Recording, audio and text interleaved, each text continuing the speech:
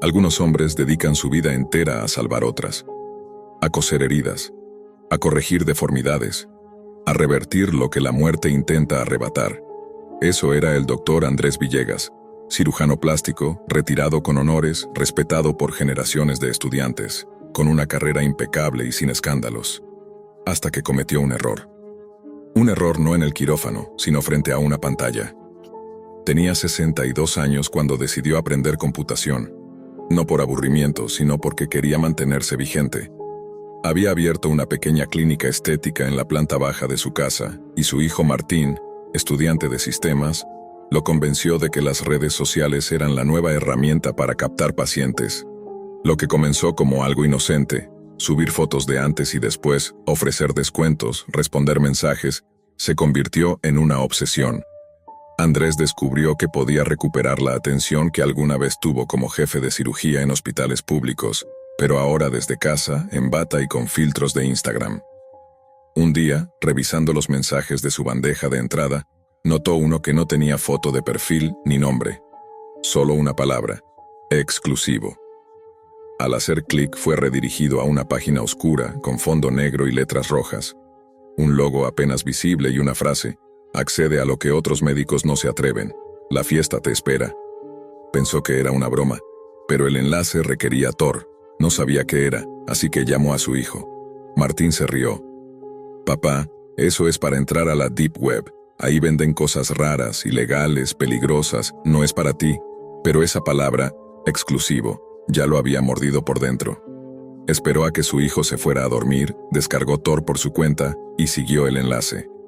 Lo que encontró fue una página con acceso limitado. Solo se podía entrar con una clave. Andrés dudó, hasta que recibió otro mensaje en su correo. Esta vez, una sola frase: tu clave es sacrificio. Sintió escalofríos, pero también una rara curiosidad. Entró. La página mostraba fotos borrosas, videos de fiestas extrañas, quirófanos con música electrónica, mesas llenas de cuerpos intervenidos, máscaras venecianas, figuras encapuchadas brindando con copas de cristal negro. Y luego, un anuncio: próxima celebración, entrada limitada, solo médicos aceptados, promesa de prestigio, dinero y reconocimiento, a cambio, un acto de entrega. Andrés pensó que era marketing viral, que quizás era una sociedad secreta de médicos, que todo tenía un sentido metafórico. Confirmó su asistencia. 3 días después, le enviaron una dirección. Era una finca en las afueras de Puebla. Le dijeron que debía ir solo, con ropa negra y sin celular. La fiesta comenzó con normalidad. Cuerpos atractivos, cirujanos de varias partes del mundo, un buffet elegante, vino fino. Todo era muy exclusivo. Pero a las 2 de la madrugada, las luces se apagaron. Un gong resonó. Un grupo de personas en túnicas negras entró a la sala. Todos se pusieron de pie. Uno a uno los invitados fueron llamados por su nombre y se les entregó una pequeña tarjeta negra. La de Andrés decía: tu legado no será físico, será eterno, elige tu ofrenda. Fue llevado a un cuarto privado. Allí le mostraron una grabación. Su hija Pía, de 13 años, aparecía dormida en su cama. Alguien la grababa en secreto. Una voz distorsionada le susurró al oído: una vida a cambio de poder. No necesitas tocarla, solo decir que aceptas. Nosotros haremos el resto. Andrés palideció. ¿Qué es esto? ¿Quiénes son ustedes? Ya estás dentro, doctor. Todos los grandes sacrificaron algo. Solo te falta decidir. Andrés temblaba. No sabía si todo era una broma elaborada, una prueba de lealtad o una locura. Pero cuando le mostraron su cuenta bancaria con más de $500,000 recién depositados, algo en él cambió. No tiene que sufrir, ¿verdad?, preguntó. La voz respondió: solo necesita cargar la marca. Y esa noche Andrés aceptó. Lo que siguió fue silencioso. No hubo gritos, no hubo sangre, solo una vela encendida, un documento firmado digitalmente desde la Deep Web, y un juramento: el alma ofrecida marcará el nuevo ciclo, su cuerpo será testimonio, y el oferente será exaltado. Al día siguiente, Pía amaneció con un círculo de llagas en la espalda baja, como si hubiera sido quemada por dentro. Andrés pensó que era casualidad, pero esa misma noche la niña gritó dormida, diciendo palabras en latín. Su madre, aterrada, llamó a un pediatra. No encontraron nada. Las marcas desaparecían y volvían. Las cámaras de seguridad de la casa se apagaban cada madrugada, justo a las 3 de la mañana. Martín, el hijo mayor, comenzó a sospechar. Revisa los registros de la red de su casa y encuentra algo que nadie puede explicar. Cada noche, la computadora del padre se conectaba sola a una dirección Onion, y cada conexión coincidía con las noches en que Pía despertaba gritando. Martín sabía que algo no cuadraba. Conocía los movimientos de la red, entendía las direcciones Onion y había rastreado las IP internas de la casa. La laptop de su padre se activaba sola, ejecutando comandos en Python que él nunca enseñó. Analizó el historial oculto y encontró la URL completa del sitio de donde Andrés había accedido. Mediciumnox 666.onion. Pero lo más alarmante fue una carpeta oculta con un solo archivo de texto que decía: ofrecida, Pía Villegas, ritual validado, vigilia en curso, no interrumpir. Martín, entre rabia e incredulidad, confrontó a su padre. Andrés negó todo al principio, pero no tardó en derrumbarse. Admitió haber hecho algo simbólico, sin pensar que tuviera consecuencias reales. Dijo que nunca tocó a Pía, que solo firmó un contrato en línea, que fue arrastrado por una mezcla de presión profesional y curiosidad morbosa, que no pensó que fuera verdad. Pero lo era. Pía comenzó a dejar de hablar. Dormía con los ojos abiertos. La piel se le llenaba de símbolos que nadie entendía. Una noche los gritos se escucharon desde todos los rincones de la casa, y las paredes resumaban un líquido espeso como sangre. Martín grabó todo. Quería pruebas. Quería salir corriendo. Desesperados, buscaron ayuda en un sacerdote retirado, el padre Aníbal, quien accedió a ver los videos y escuchar el testimonio. Cuando vio a Pía en persona, lo primero que hizo fue arrodillarse. «Esto no es un simple caso de posesión», dijo. «Esto es una deuda activa, un pacto firmado no con palabras, sino con código». Según el sacerdote, la Deep Web no solo es un espacio virtual. En ciertas capas funciona como una especie de espejo espiritual. Las conexiones, los contratos, los rituales, todo puede tener un eco en lo real, si se invoca lo correcto. Y Andrés no solo había accedido, había ofrecido algo sagrado.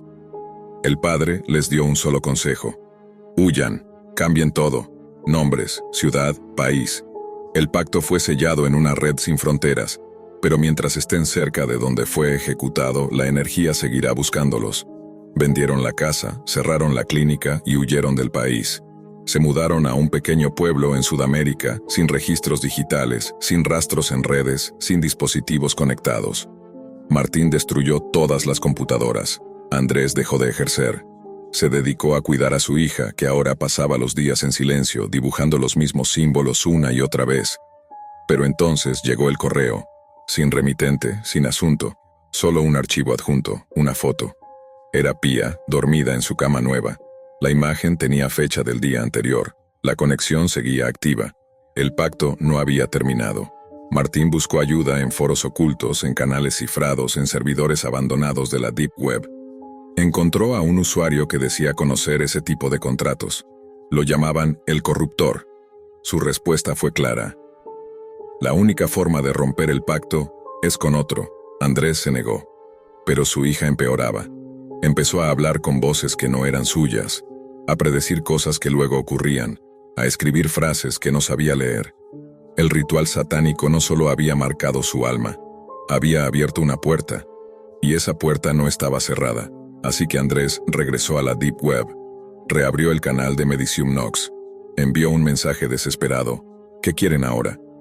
La respuesta llegó al instante. Lo que nos ofreciste fue inocente. Si quieres recuperarla, tráenos algo que venga por decisión propia.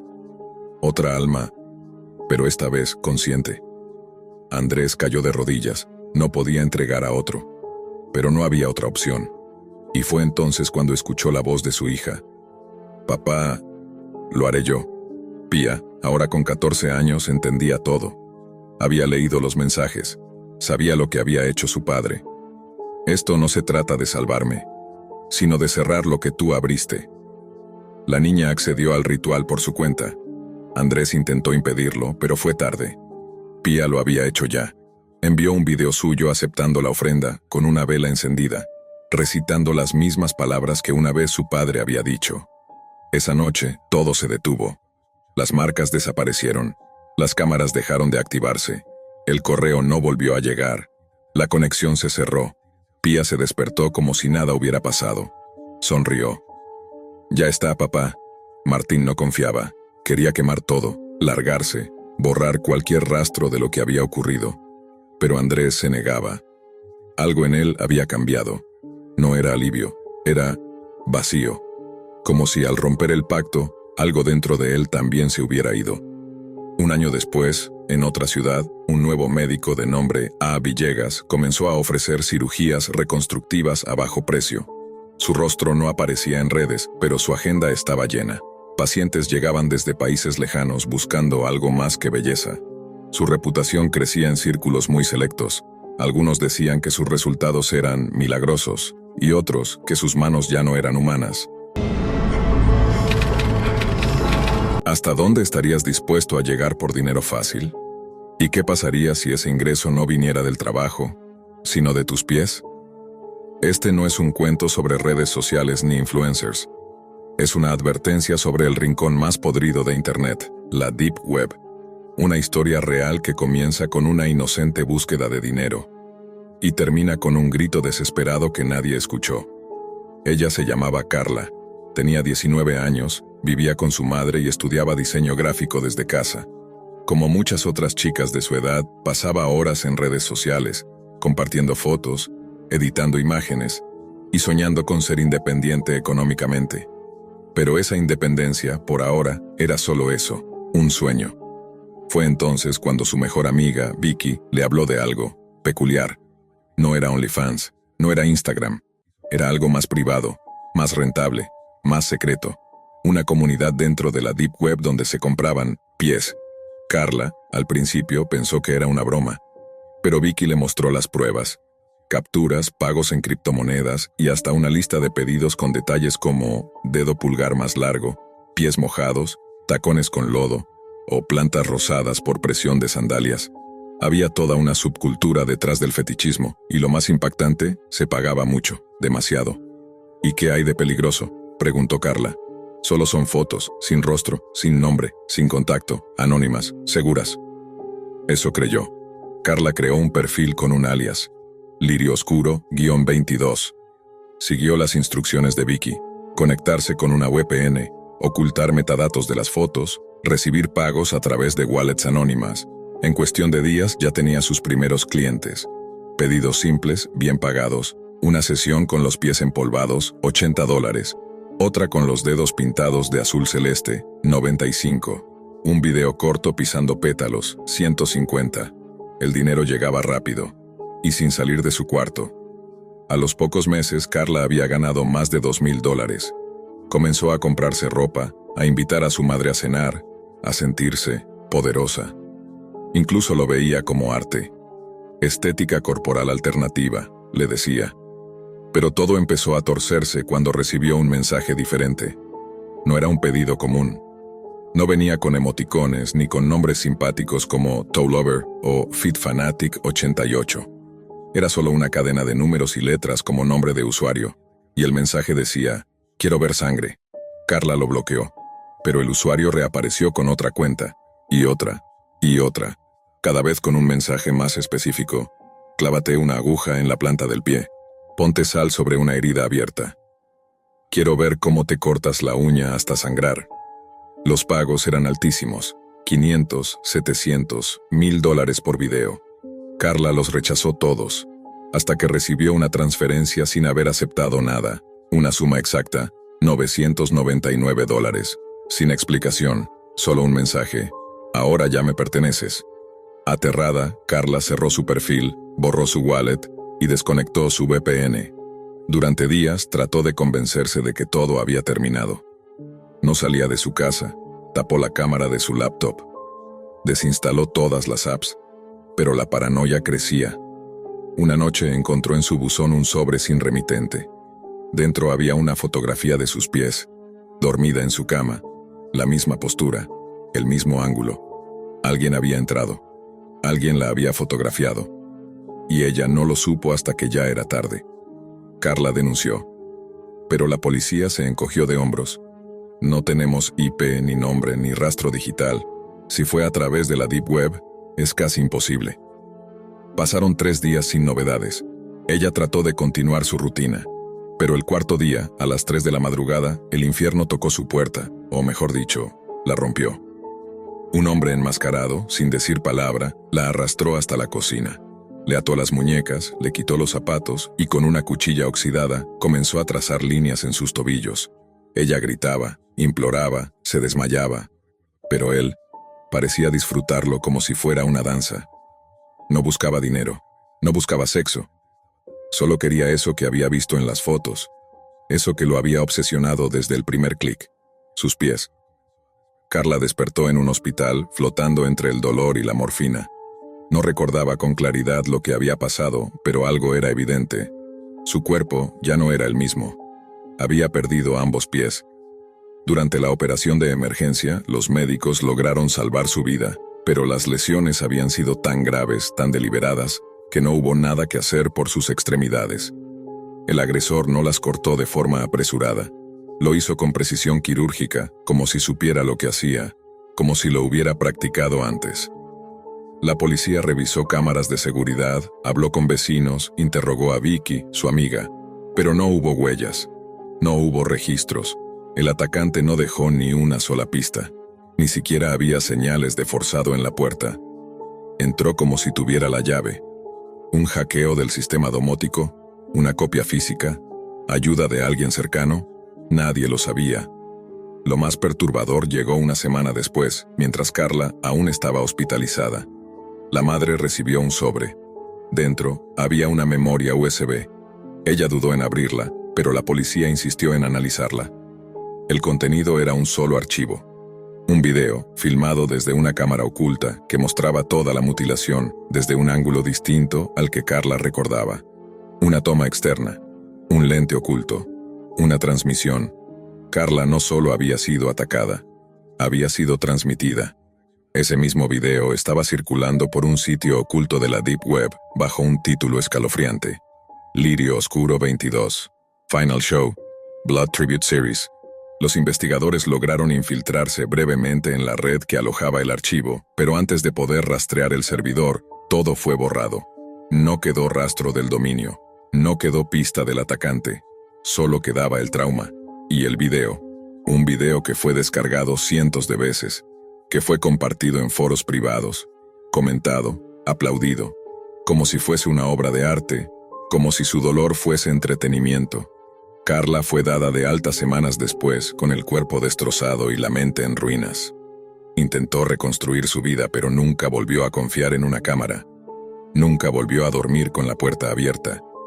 Nunca volvió a tomar una foto de sí misma. El peor castigo no fue la pérdida de sus pies. Fue saber que, en algún lugar del mundo, alguien la sigue viendo. Una y otra vez. Una y otra vez. Una y otra vez. La Deep Web no olvida. No perdona.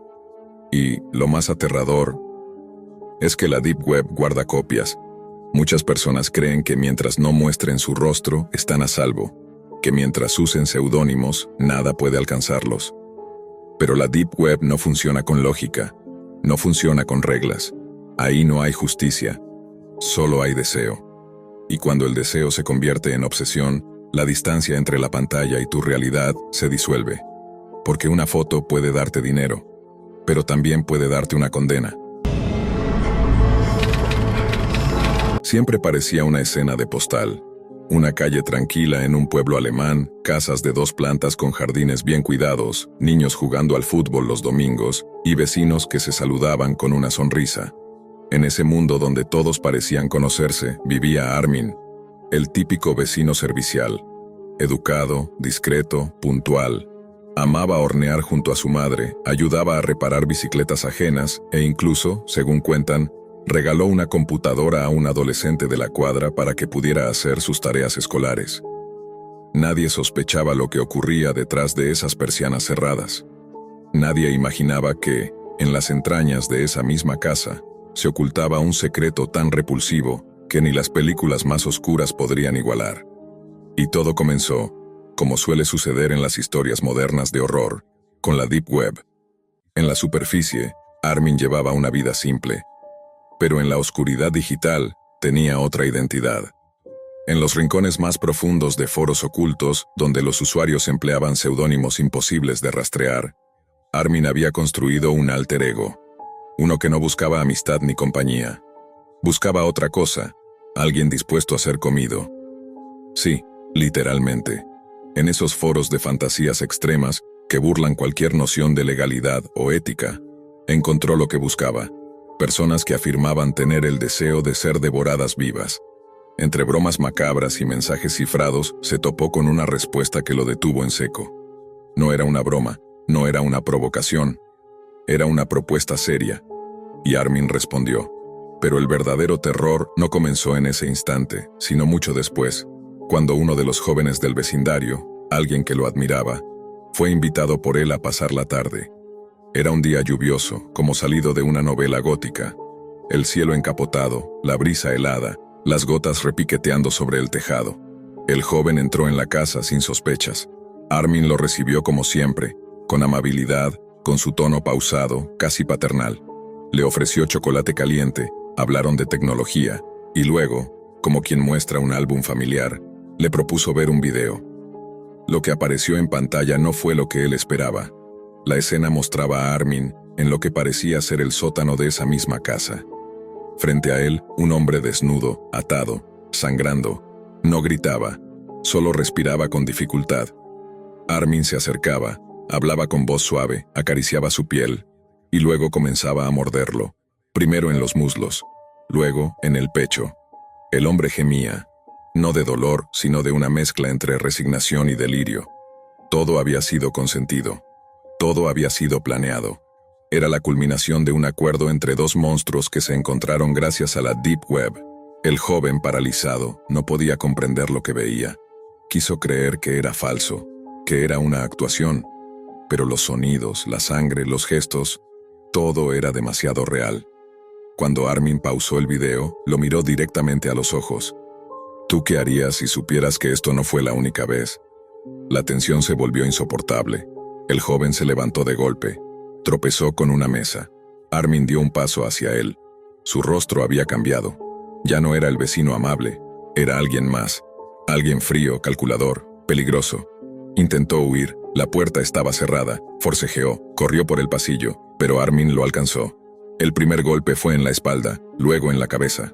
La sangre salpicó la pared. El joven cayó aturdido, apenas podía moverse. Pero no se rindió, luchó, gritó. Clavó sus uñas en el rostro de su agresor, logró zafarse y saltó por una ventana del segundo piso. Quedó inconsciente, lo encontraron horas después, estaba desfigurado, fracturas, heridas abiertas, un trauma cerebral severo, pero vivo. La policía irrumpió en la casa al día siguiente. No había nadie. Armin había desaparecido. Lo que encontraron en el sótano congeló la sangre de los agentes. Frascos con carne humana, fotografías de cuerpos mutilados, más videos, y una carpeta titulada simplemente Voluntarios, Siemp. Lo que parecía un caso aislado comenzó a desdoblarse como una telaraña tejida con precisión enfermiza. La policía alemana, al revisar el sótano de Armin, no solo encontró evidencias del horror cometido con su última víctima. Descubrieron pistas, detalles, nombres cifrados y, sobre todo, múltiples conexiones a servidores en la Deep Web. A diferencia del Internet convencional, lo que ocurre en la Deep Web no se rige por las mismas reglas.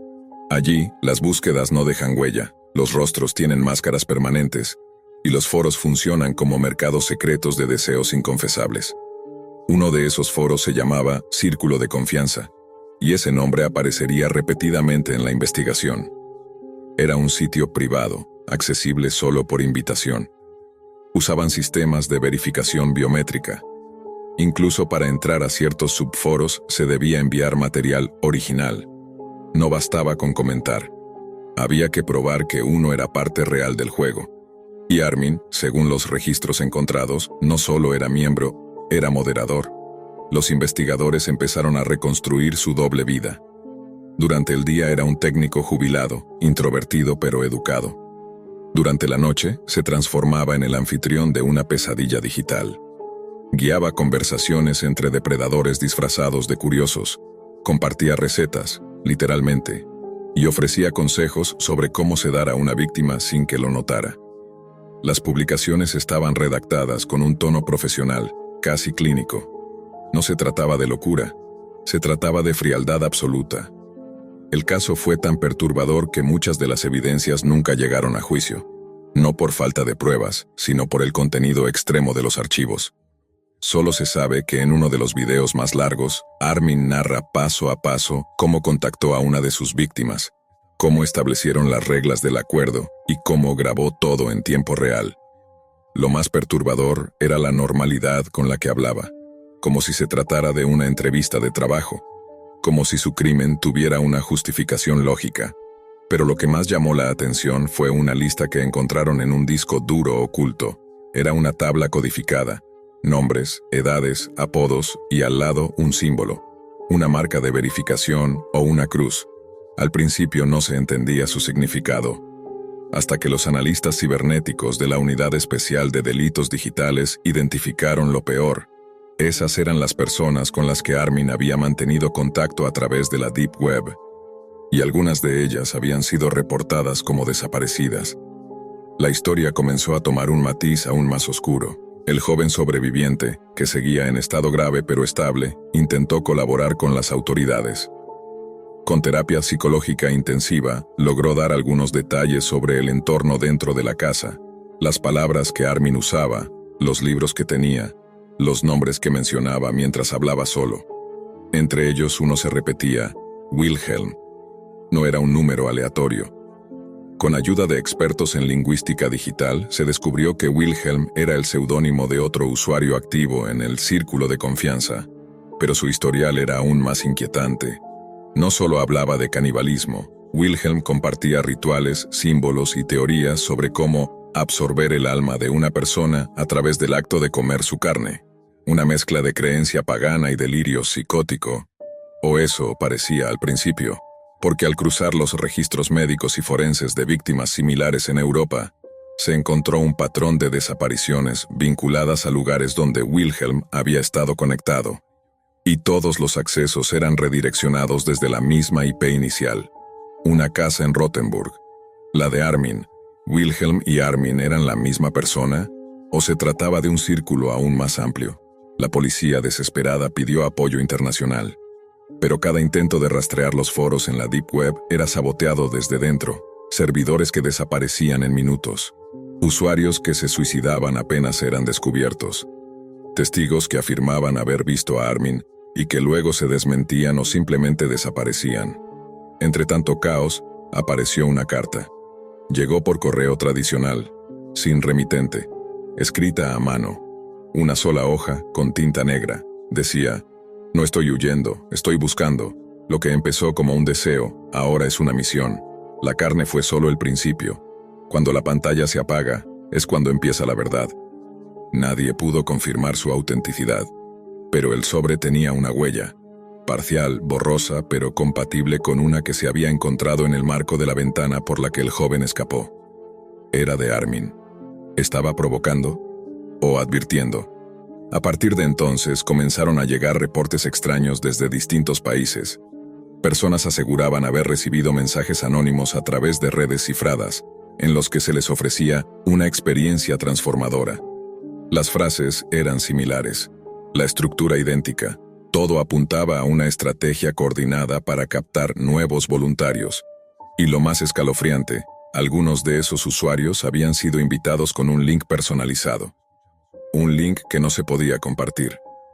Un link que desaparecía si se intentaba reenviar. Solo podía abrirse una vez, y lo llevaba a una sección llamada Mesa para uno. La investigación sobre Armin parecía haberse estancado. Cada vez que la policía creía estar cerca, algo cambiaba. Una dirección IP que redirigía a un servidor en Islandia. Una cuenta eliminada 5 segundos antes de ser rastreada. Un mensaje nuevo encriptado con algoritmos que nadie reconocía. Era como si Armin, o quien fuera que estuviera detrás de ese sistema, supiera de antemano cada movimiento de los investigadores. Pero entonces, algo rompió la rutina. Un forense digital retirado, experto en rastreo de nodos en la red Tor, detectó actividad inusual desde un servidor dormido en la región de Baviera. El servidor estaba configurado para activar una transmisión solo si alguien ingresaba con un código específico. Ese código era la frase «Mesa para uno», que uno de los agentes alemanes había intentado en un acceso remoto casi por accidente. La pantalla se volvió negra. Luego apareció un cronómetro, 0010. 10 segundos después comenzó el video. Era Armin. Estaba sentado frente a la cámara, vestido con una bata quirúrgica. Detrás de él, una mesa de acero inoxidable. Sobre ella, lo que parecía un cuerpo cubierto por una sábana blanca. «Si están viendo esto», dijo con calma, «entonces ya es tarde. No tengo intención de esconderme, nunca la tuve. Simplemente no querían mirar. Todos quieren horror, pero nadie quiere entenderlo.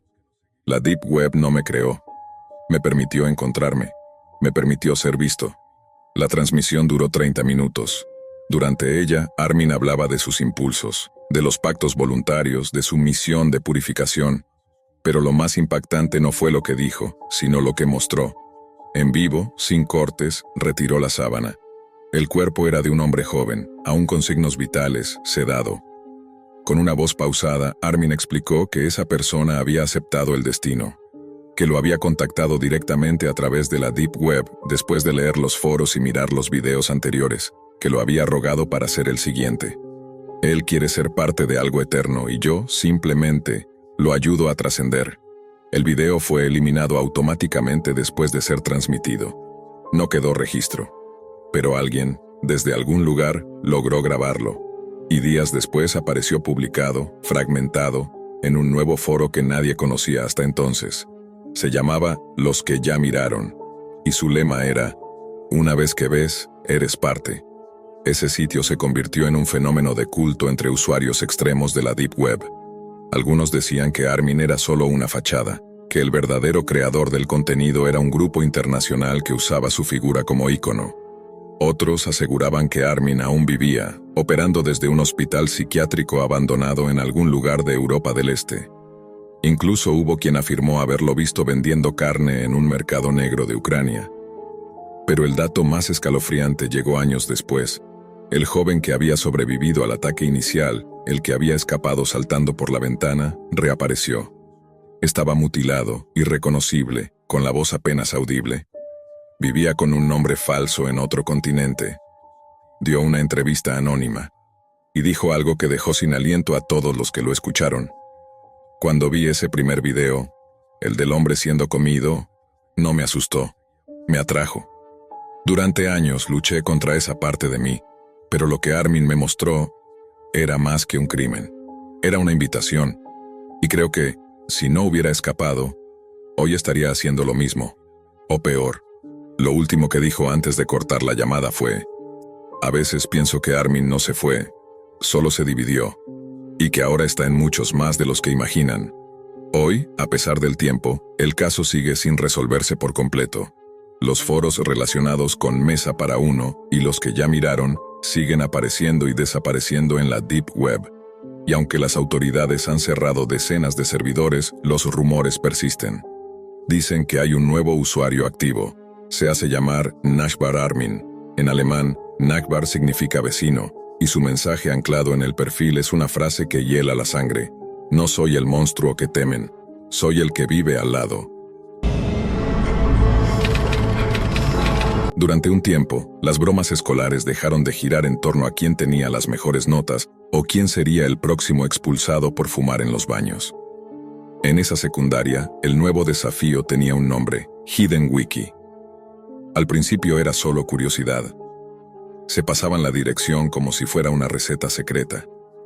«Solo entra», decían. «No seas cobarde». Algunos accedían para ver imágenes bizarras, otros para presumir que habían encontrado un mercado ilegal o un video supuestamente real de una ejecución, pero ninguno se atrevía a ir más allá, hasta que le tocó a él. Tenía 17 años, un promedio aceptable y la costumbre de no destacar. No era popular, pero tampoco invisible. Su hermana Allison, 3 años menor, aún estudiaba en la misma escuela, y para él era lo único realmente importante. La protegía, la cuidaba y muchas veces evitaba que los demás la molestaran. Esa noche, cuando llegó a casa, se conectó sin decirle a nadie. Le temblaban las manos. Había conseguido un navegador Tor, un VPN gratuito y la dirección exacta. Al ingresar, lo primero que vio fue un diseño arcaico, como sacado de Internet de los 90. Letras azules, fondos blancos, enlaces infinitos con nombres crípticos. Pero no tardó en entender por qué lo llamaban el índice del infierno. Los enlaces eran tan explícitos que incluso leerlos causaba náuseas. Mercado de órganos, zoología humana, club de fuego, experimentos en vivo, necroarte. Fue ese último el que capturó su atención. Necroarte. ¿Una broma? ¿Una trampa? Entró. El sitio estaba compuesto por una sola página. Fondo negro. Música clásica de fondo. Y un único botón con un nombre escrito en fuente gótica. Miss Necrofilia. Clic. El video tardó en cargar. Y cuando lo hizo, la pantalla se iluminó con una habitación tenuemente decorada, como un salón de ballet improvisado. En el centro, una mujer con vestido rojo, maquillaje teatral y sonrisa congelada danzaba en cámara lenta, abrazada al cuerpo inerte de un hombre en evidente estado de descomposición. La cámara giraba con precisión. La música era Clair de Lune. En otro ángulo aparecían dos figuras más pequeñas, vestidas como niños en una obra escolar. Eran cadáveres también. La mujer reía, giraba con los cuerpos, los acomodaba con cuidado, besaba sus mejillas putrefactas. Y hablaba. No gritaba. No deliraba. Hablaba como si estuviera dando una clase de danza para principiantes. El joven cerró la pestaña de golpe. Respiraba con dificultad. Se levantó a vomitar. Pero por dentro, algo había cambiado. Ya no era simplemente una moda escolar. Ya no era un juego. Pasaron 2 días. No se lo contó a nadie, ni a sus amigos, ni a Allison. Hasta que recibió el mensaje. Un correo sin asunto, sin dirección remitente. Solo una línea de texto. Allison bailará conmigo en el próximo acto. Congelado.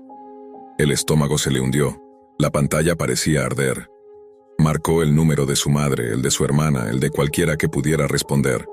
Nadie contestaba. Corrió a la escuela. No estaba allí. Fue a casa. Nadie había vuelto. Corrió por las calles como un poseso, hasta que la vio, sentada en una banca, con la mirada fija, sin moverse, sin pestañear, como si alguien la hubiera puesto ahí a propósito. Cuando intentó abrazarla, Allison lo miró y dijo, «Ella sabe quién eres». Durante un tiempo, las bromas escolares dejaron de girar en torno a quién tenía las mejores notas o quién sería el próximo expulsado por fumar en los baños. En esa secundaria, el nuevo desafío tenía un nombre, Hidden Wiki. Al principio era solo curiosidad. Se pasaban la dirección como si fuera una receta secreta. Solo entra, decían, no seas cobarde. Algunos accedían para ver imágenes bizarras, otros para presumir que habían encontrado un mercado ilegal o un video supuestamente real de una ejecución. Pero ninguno se atrevía a ir más allá, hasta que le tocó a él. Tenía 17 años, un promedio aceptable y la costumbre de no destacar. No era popular, pero tampoco invisible. Su hermana Allison, 3 años menor, aún estudiaba en la misma escuela, y para él era lo único realmente importante. La protegía, la cuidaba y muchas veces evitaba que los demás la molestaran. Esa noche, cuando llegó a casa, se conectó sin decirle a nadie. Le temblaban las manos. Había conseguido un navegador Tor, un VPN gratuito y la dirección exacta. Al ingresar, lo primero que vio fue un diseño arcaico, como sacado de Internet de los 90. Letras azules, fondos blancos, enlaces infinitos con nombres crípticos. Pero no tardó en entender por qué lo llamaban el índice del infierno. Los enlaces eran tan explícitos que incluso leerlos causaba náuseas. Mercado de órganos, zoología humana, club de fuego, experimentos en vivo, necroarte. Fue ese último el que capturó su atención. Necroarte. ¿Una broma? ¿Una trampa? Entró. El sitio estaba compuesto por una sola página. Fondo negro. Música clásica de fondo. Y un único botón con un nombre escrito en fuente gótica. Miss Necrofilia. Clic. El video tardó en cargar. Y cuando lo hizo, la pantalla se iluminó con una habitación tenuemente decorada, como un salón de ballet improvisado. En el centro, una mujer con vestido rojo, maquillaje teatral y sonrisa congelada danzaba en cámara lenta, abrazada al cuerpo inerte de un hombre en evidente estado de descomposición. La cámara giraba con precisión. La música era Clair de Lune. En otro ángulo aparecían dos figuras más pequeñas, vestidas como niños en una obra escolar. Eran cadáveres también. La mujer reía, giraba con los cuerpos, los acomodaba con cuidado, besaba sus mejillas putrefactas. Y hablaba. No gritaba, no deliraba. Hablaba como si estuviera dando una clase de danza para principiantes. El joven cerró la pestaña de golpe. Respiraba con dificultad, se levantó a vomitar. Pero por dentro, algo había cambiado. Ya no era simplemente una moda escolar, ya no era un juego. Pasaron 2 días. No se lo contó a nadie, ni a sus amigos, ni a Allison, hasta que recibió el mensaje. Un correo sin asunto, sin dirección remitente, solo una línea de texto. Allison bailará conmigo en el próximo acto. Congelado. El estómago se le hundió. La pantalla parecía arder. Marcó el número de su madre, el de su hermana, el de cualquiera que pudiera responder. Nadie contestaba. Corrió a la escuela. No estaba allí. Fue a casa. Nadie había vuelto. Corrió por las calles como un poseso, hasta que la vio, sentada en una banca, con la mirada fija, sin moverse, sin pestañear, como si alguien la hubiera puesto ahí a propósito. Cuando intentó abrazarla, Allison lo miró y dijo: «Ella sabe quién eres». Los días siguientes fueron un torbellino de paranoia. El joven desconectó su computadora, eliminó todo lo que tenía que ver con el navegador Tor, destruyó su teléfono, pero nada de eso sirvió. La siguiente vez que se conectó a Internet, su fondo de pantalla había cambiado. Ahora era una imagen de Allison, dormida, en su cama, tomada desde dentro del cuarto.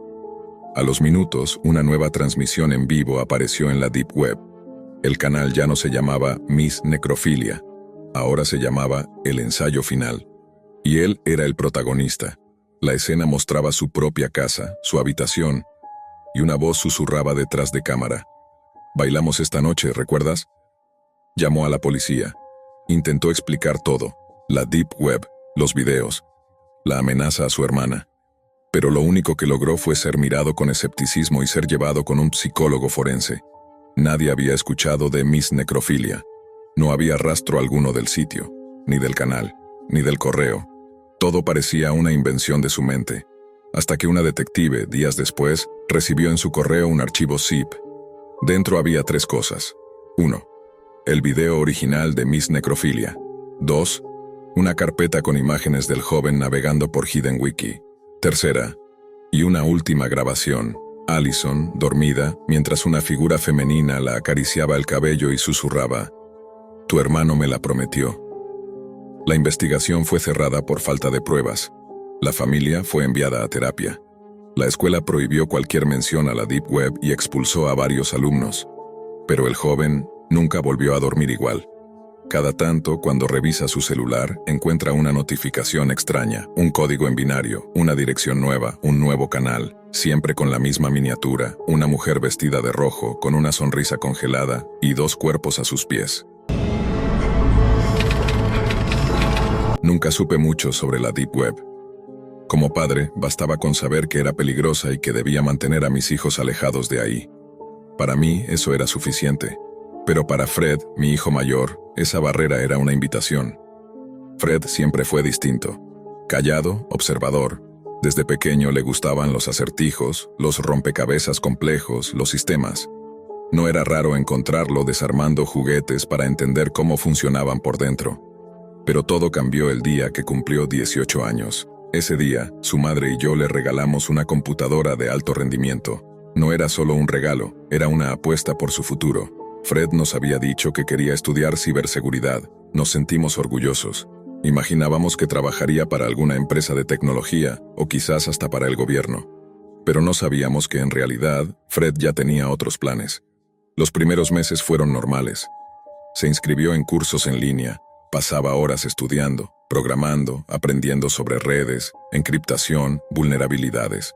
Hasta que, sin que lo notáramos al principio, empezó a cambiar. Dejó de comer con nosotros. Dormía durante el día y pasaba las noches encerrado en su habitación, con la puerta cerrada y la luz de la pantalla brillando por debajo. Se volvió más irritable, más seco. Ya no hablaba de sus avances ni de lo que aprendía.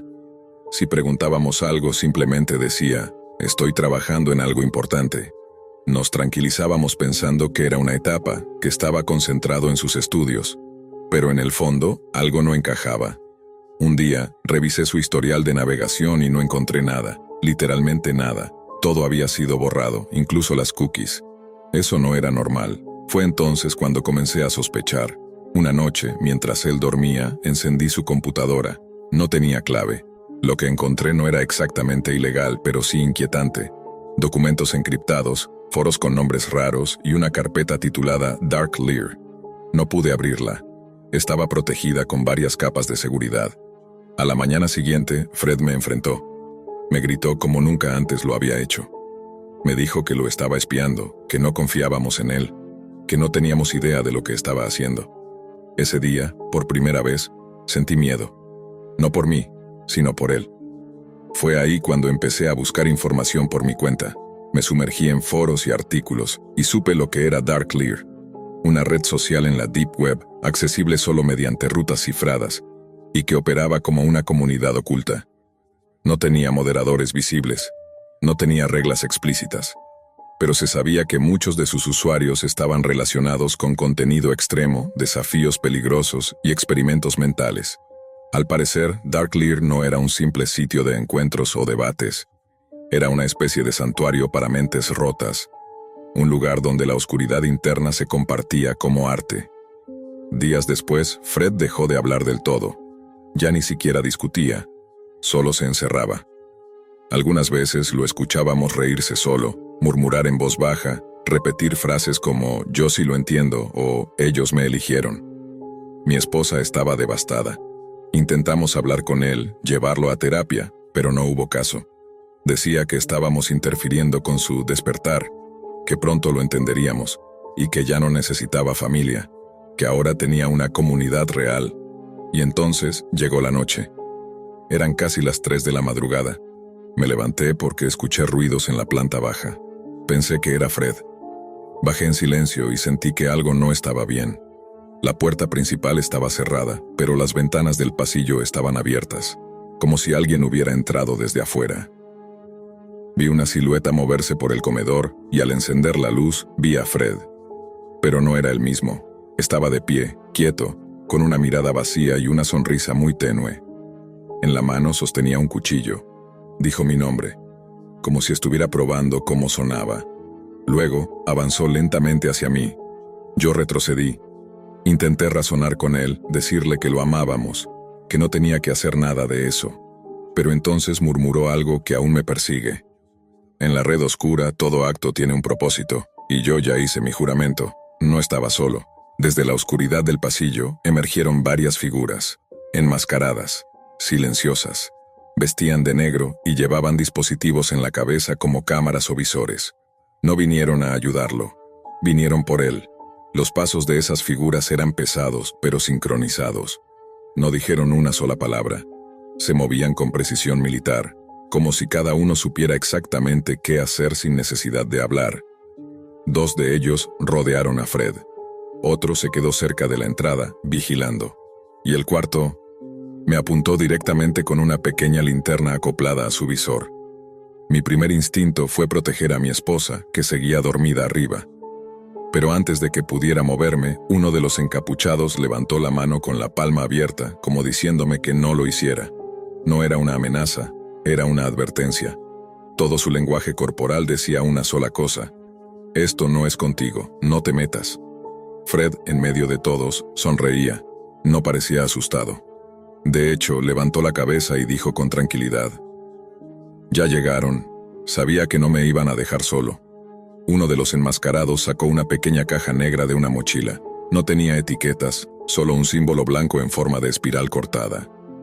Fred la reconoció de inmediato. Cayó de rodillas como si esperara un castigo o una ceremonia. Nadie en esa habitación parecía ser un improvisado. Cada movimiento, cada acción estaba planificada al milímetro. Entonces comprendí, no eran simples intrusos, eran parte de algo más grande, de Dark Lear. Mi cuerpo estaba paralizado por el miedo, pero mi mente no dejaba de buscar respuestas. ¿Quiénes eran? ¿Cómo habían llegado hasta aquí? ¿Qué tenía que ver todo esto con una red social oculta? Fred empezó a hablarles. pero no en voz alta. Murmuraba, como si recitara un mantra, como si activara algún protocolo oculto con sus palabras. Decía cosas como: yo los vi desde el principio, acepté sus términos, mis publicaciones eran pruebas. Fue entonces cuando uno de ellos lo interrumpió con una sola frase, seca, cortante. Violaste el código. El ambiente se tensó aún más. Fred pareció desmoronarse, como si no esperara esa respuesta. Levantó la cabeza y gritó: yo fui leal, compartí todo, pasé todas las pruebas, incluso les mostré los rostros de mis padres. Ahí supe que habíamos sido parte del experimento, que nos había expuesto, que todo lo que ocurría en esta casa podía haber estado siendo grabado, monitoreado, compartido. Uno de los encapuchados colocó la caja negra sobre la mesa y la abrió. Dentro había una tableta encendida. La interfaz no era como nada que hubiese visto antes. Era una especie de chat, pero no tenía texto, solo símbolos. Y al centro una transmisión en vivo de nosotros. Se veía el comedor, el sofá, a Fred de rodillas, y a mí al fondo con el rostro congelado por el terror. La transmisión venía desde nuestra propia casa. Estaba siendo enviada directamente a Darkleer. Me acerqué un paso y el encapuchado me empujó hacia atrás sin violencia, pero con firmeza. Entendí que yo no debía ver más, que mi papel en esto ya era secundario. Fred, en cambio, seguía suplicando.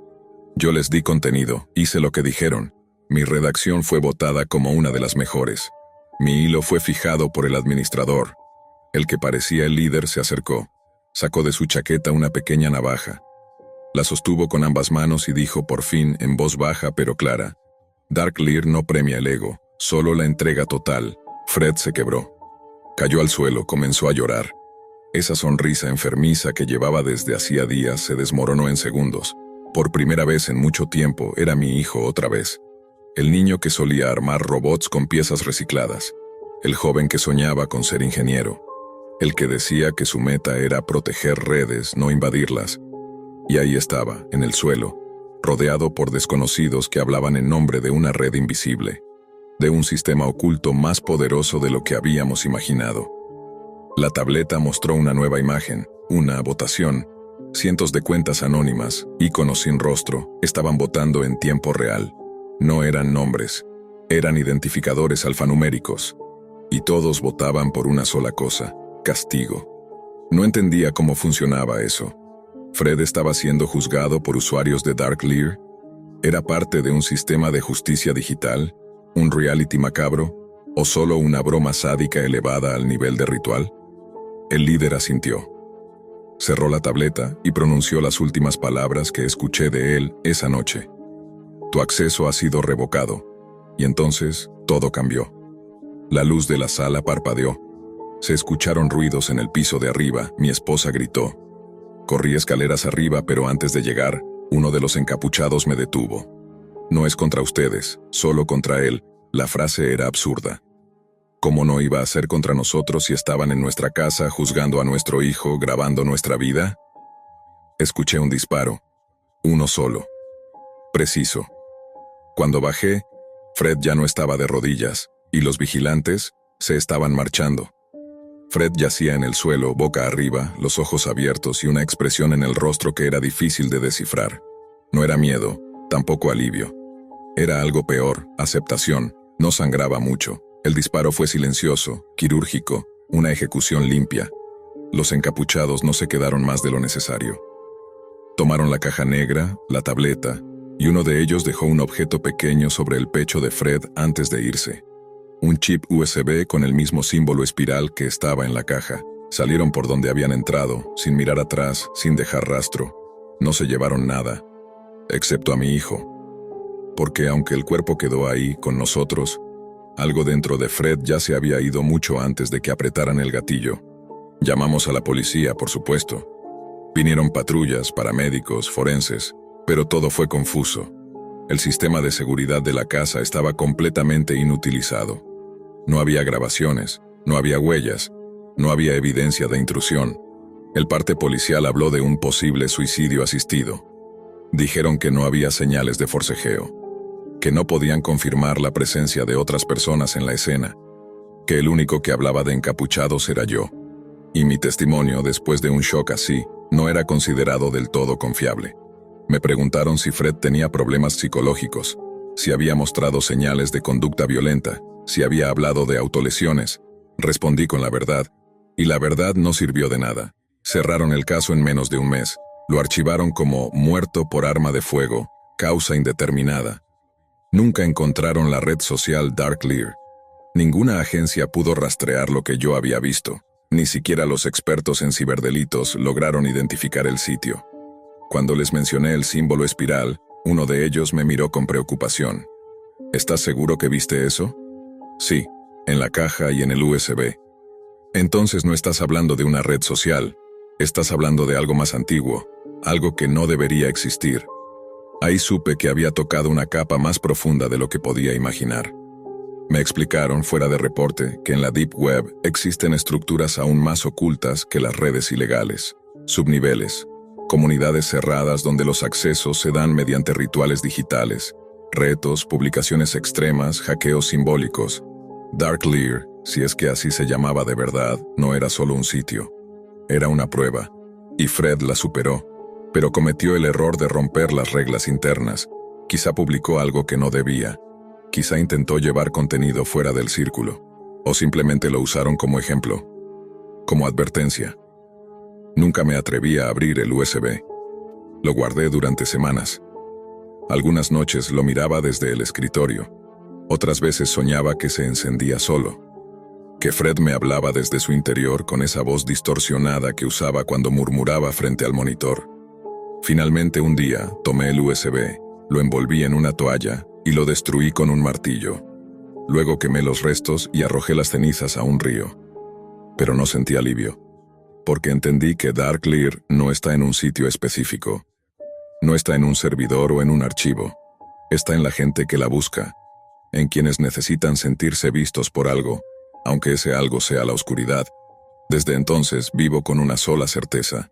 La Deep Web no solo alberga criminales o hackers, también aloja ideas, algoritmos sociales, cultos digitales, y si uno entra buscando reconocimiento, puede encontrarlo. Pero siempre hay un precio, y ese precio a veces es que alguien toque tu puerta a las 3 de la mañana y diga que tu acceso ha sido revocado, como lo hicieron con Fred.